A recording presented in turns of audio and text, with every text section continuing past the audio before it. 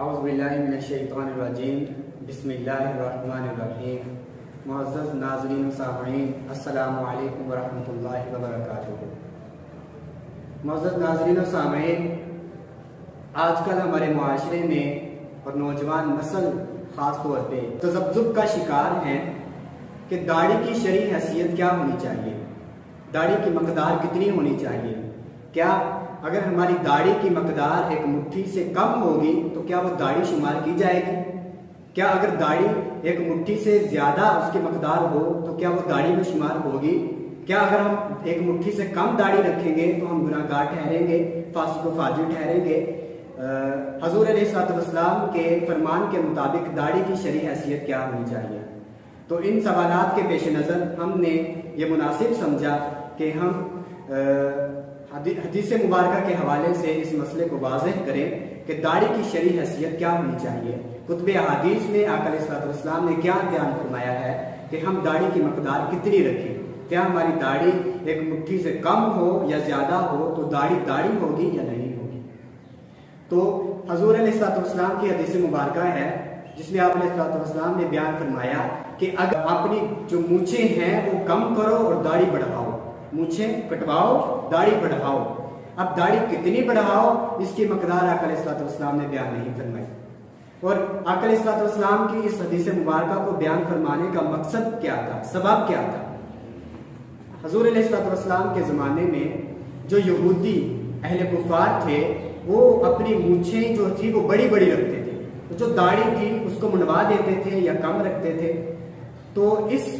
کی مخالفت، یہودیوں کی مخالفت کے پیش نظر آقا علیہ الصلوۃ والسلام نے صحابہ اکرام سے بیان فرمایا کہ اپنی مونچھیں کٹواؤ اور داڑھی بڑھاؤ تاکہ مجوسیوں کی، اہل کفار کی، یہودیوں کی تم مخالفت کر سکو۔ تو اس حدیث مبارکہ میں آقا علیہ الصلوۃ والسلام نے مطلقاً ارشاد فرمایا کہ اپنی مونچھیں کٹواؤ داڑھی بڑھاؤ۔ اب مقدار معین نہیں فرمائی کہ داڑھی کی مقدار کتنی ہونی چاہیے، داڑھی کی مقدار ایک مٹھی سے کم ہونی چاہیے یا زیادہ ہونی چاہیے، یہ مقدار آپ علیہ الصلوۃ والسلام نے بیان نہیں فرمائی۔ اس کے علاوہ متعدد احادیث ہیں جن میں کوئی بھی ایک ایسی روایت نہیں ملتی جس میں آقا علیہ الصلوۃ والسلام نے داڑھی کی مقدار ایک مٹھی سے کم ہونے یا زیادہ ہونے کے خلاف سنت قرار دیا ہو، یا کوئی ایسی حدیث مبارکہ ہو جس میں آقا علیہ الصلوۃ والسلام نے داڑھی کی کم یا زیادہ مٹھی سے مقدار کو گناہ کا عمل قرار دیا ہو۔